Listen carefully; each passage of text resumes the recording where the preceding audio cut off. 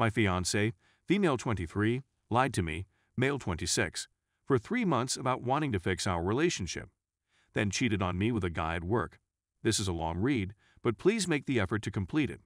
I'd want to share my experience with the rest of the world. On the 22nd of August this year, we announced our engagement to one another. Yes, she said emphatically. We lived together in an apartment for a period before moving into a house that we were renting out jointly. I reasoned that everything was going swimmingly in our relationship. It took approximately a week after we moved in before she grew dismissive. I brought it up to her the night I discovered it, and she spent the most of the time I was speaking with her on her phone. Keep in mind that she was dismissive during the whole story I'm telling you. Let's fast forward a few weeks and see what happens. We had planned to treat her to a birthday dinner out with friends and family. It wasn't her birthday yet, so this was just a small early celebration. I wasn't delighted with the situation at the time since we were suffering difficulties, work was difficult, and we had to put down a cat. Our buddies noticed that I was melancholy later that evening. We were at this spot, and I was on my way to the next destination. Just get over it, she told him. Just be thankful for me since this is the final weekend I will be celebrating my birthday. That night, she grew intoxicated to the point that she needed medical attention, and I was forced to call an ambulance.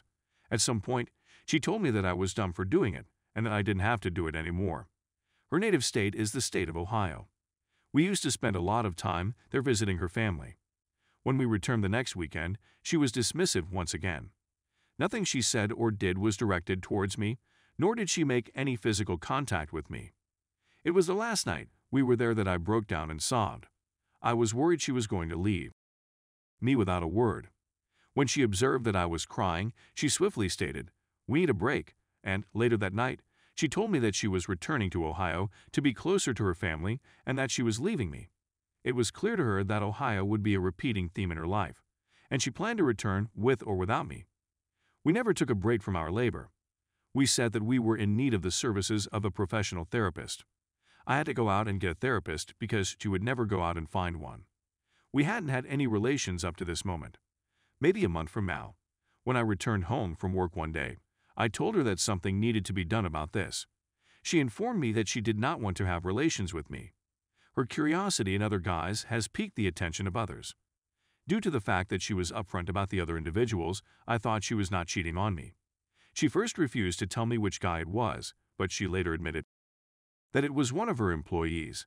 We went on a date once in an effort to reignite the flames of our relationship. When she texted her boyfriend, "I would prefer to be with you, but I have to be here," and pretend as if I wanted to be in this relationship. I knew what she was talking about. When I called her up on it, she responded by inventing this. She also hit me in the face on another occasion when she grew furious with me. And she went on to say that she was not sorry about anything and that I was unemotional, which was the reason she didn't want to have relations with me. On the 19th of November, she went on a girls' outing with her friends. My request was for her to come in the night before. At the very least, please reassure me that she is okay.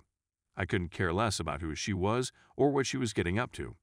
What was most important was for her to know that she was safe. She was never in a position to do so. I had to wake her up at 2 a.m. to ask her a question. She said that she was indeed. The next day she returned, claiming that they had planned a night out with the bar staff and that a guy had tried to pick her up. It struck me as odd that she hadn't informed me of this the previous night. Normally, she would do so. I was skeptical, so I checked her phone to make sure she was serious. I learned that she had sent a Snapchat shot of herself and her friend's buttocks to another guy, which I thought was hilarious. I confronted her about it, and she immediately accused me of being odd and creepy for peering at her phone without her permission. She then left the building and went to a friend's house. We had a brief separation for a few hours, but I managed to get her back into my arms after she begged us to sort things out and attend the therapist we had scheduled.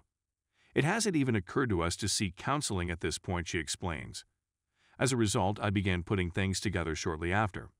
At some point around Thanksgiving, she started staying late at work and returning home without retrieving her engagement ring from her car. On December 10th, I saw that she was messaging the guy she worked with. We arrived in the city on December 11th, and I saw she had contacted him a couple times that day as well as the previous day. I was annoyed at the time.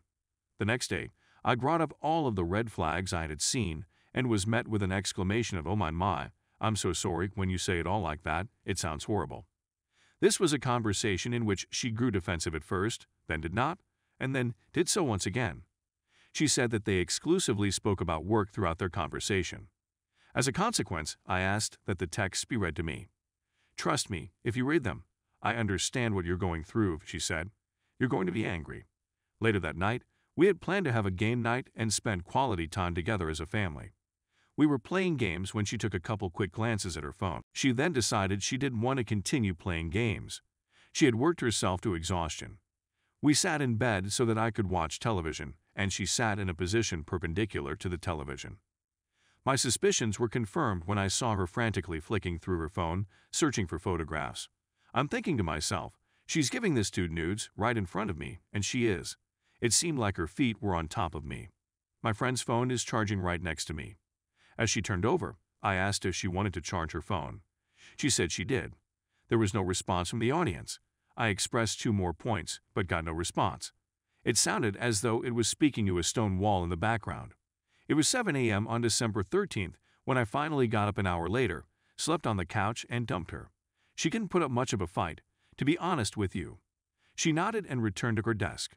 She came back later in the day and gave me the ring she had given me.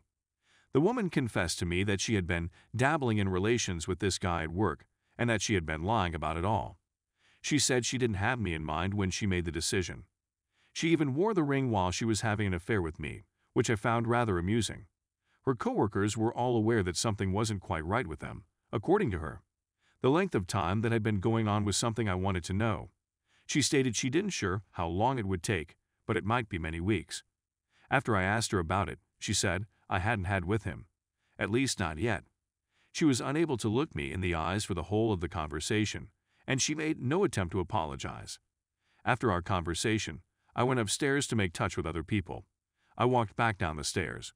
It was after she had left her perfume and hair in the shower that she continued to have relations with this guy.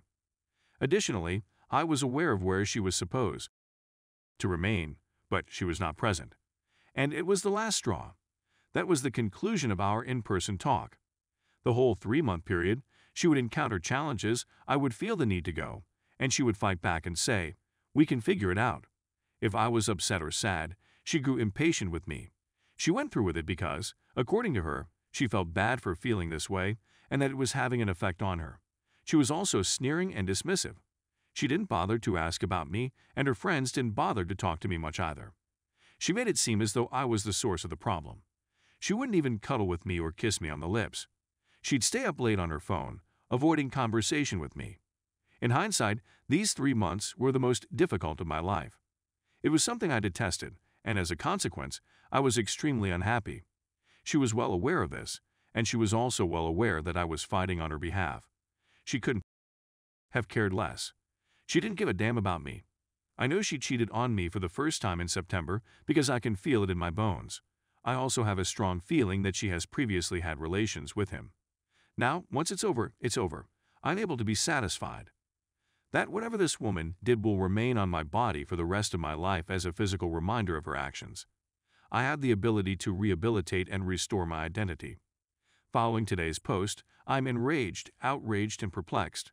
However, I instantly feel better since she is no longer giving me discomfort. Any girl who takes advantage of my devotion and lies to me about anything would have my whole contempt. I'm relieved that she's no longer here.